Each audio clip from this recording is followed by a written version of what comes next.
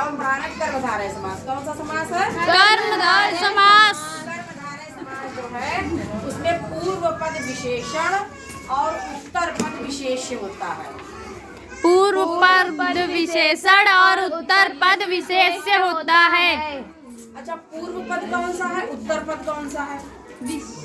पूर्व मतलब पहला, उत्तर पद मतलब लास्ट का। ठीक? तो पूर्व पद क्या है? विशेषण। अब जैसे मान लीजिए हमारा ये है महापुरुष, है ना, महापुरुष दिया है तो महान है जो पुरुष, जिसका हमने विग्रह किया, महान है जो पुरुष। तो महान क्या है? विशेषण है। क्या है? विशेषण।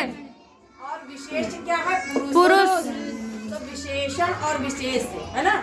इस समास की, कर्मधारय समास की विशेषता होती है कि विशेषण और विशेष का ध्यान रखना होता है। जो पूर्व पद होगा वो विशेषण होगा और उत्तर पद जो है वो विशेष से होगा। और इसका उत्तर पद जो है वो प्रमुख माना जाता है। प्रमुख माना जाता है। तो महापुरुषा है तो महान है जो पुरुष। महान क्या हो गया? विशेषण। हाँ, महान क्या है? विशेषण। और पुरुष हमारा क्या है? विशेष। इसी प्रकार से है महादेव, मतलब महान है जो देव। देव तो सभी है ना, लेकिन जो महान है वही महादेव है। तो महान क्या है? विशेष। इसका विशेषण बताया जा रहा है, विशेषता बताई जा रही है। देव तो सभी है लेकिन जो महान है यही विशेषता है उसकी, है ना। इसलिए महान है जो देव। विशेषण हो गया महान, देव क्या हो गया? विशेष। कृष्ण सर्पा। अब सर्प तो सभी होते हैं लेकिन काला सर्प है अगर तो इसकी विशेषता बता रहा है ना। काले सर्प, सांप तो बहुत सारे होते हैं, कोई हरा सांप होता है, कोई लाल सांप होता है ना, कोई सफेद सांप होते हैं। तो ये कृष्ण सर्पा, कृष्ण माने काला, सर्प माने सांप। तो काले सांप की विशेषता बता रहा है समास, कर्मधारय समास। कर्मधारय समास। हाँ, तो काला है सांप। काला सांप है ना, काला है जो सांप। काला कृष्ण सर्प। कृष्ण सर्प। तो काला क्या हो गया? विशेषण। और सांप क्या है? विशेष। विशेष है ना। विशेषण जैसे लाल गाय, काली गाय है ना, तो जो ये लाल है ये क्या है? हमारा विशेषण। क्या है? विशेषण। काली गाय अगर है तो काली क्या हो गया? विशेष।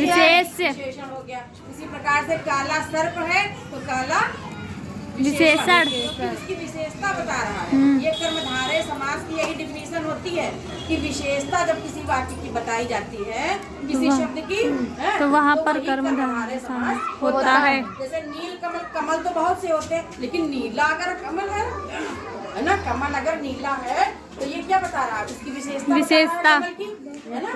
तो नीला कमल है जो, है ना, वही नील कमल है। ऐसे पीताम्बरम, पीला है वस्त्र, है ना, पीला है वस्त्र जिसका वह, है ना। तो ये क्या है? ये पीताम्बरम। पीला है विशेषण, वस्त्र है विशेष। विशेष। पीला, पीताम्बरम क्या है? पीला वस्त्र। कैसे है? पीले। लाल वस्त्र हो जाए चाहे हरे वस्त्र हो जाए, है ना, रक्त वस्त्र कह दिया जाए, वस्त्र रक्त अंबरम, अंबर माने वस्त्र, अंबर माने वस्त्र। देखो अंबर के दो होते हैं, अंबर, एक अंबर माने वस्त्र, एक अंबर माने आकाश भी आकाश, है ना।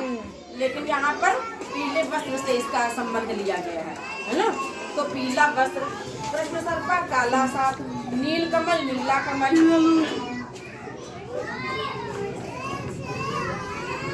ठीक इसी प्रकार से नीलोत्पलम, नीला कमल, उत्पल माने कमल, उत्पल माने कमल। तो नीला कमल है। श्वेत उत्पल कह दिया जाए या श्वेत कमल, सफेद कमल। उत्पल माने कमल।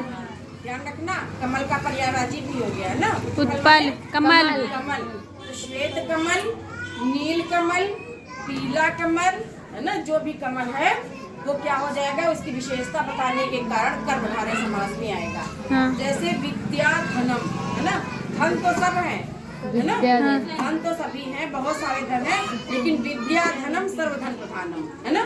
तो विद्या धन अगर है तो सभी धनों में श्रेष्ठ है, सबसे अलग इसकी विशेषता बता रहा है। इसलिए विद्या धन में कौन सा समास होगा?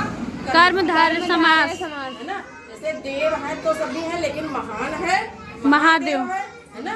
तो इसकी विशेषता बता रहा है, देवता की विशेषता बता रहा है, इसलिए यहाँ पर कर्मधारय समास है। महाबल, हाँ ऐसे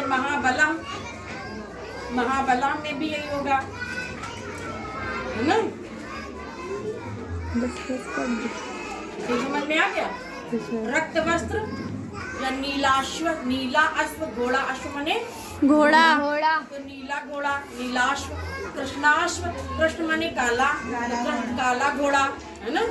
नीलाम्बुज, नीलम अम्बुज, अम्बुज माने कमल, कमल माने भी कमल होता है, अम्बुज माने भी कमल होता है ना। अम्बुज माने कमल, कमल माने कमल, हाँ। तो नीलाम्बुज अगर है, नीला कमल, तो कौन सा समास होगा? कर्मधारय समास, कर्मधारय समास क्यों होगा यहाँ? क्योंकि इसकी विशेषता बताई जा रही है।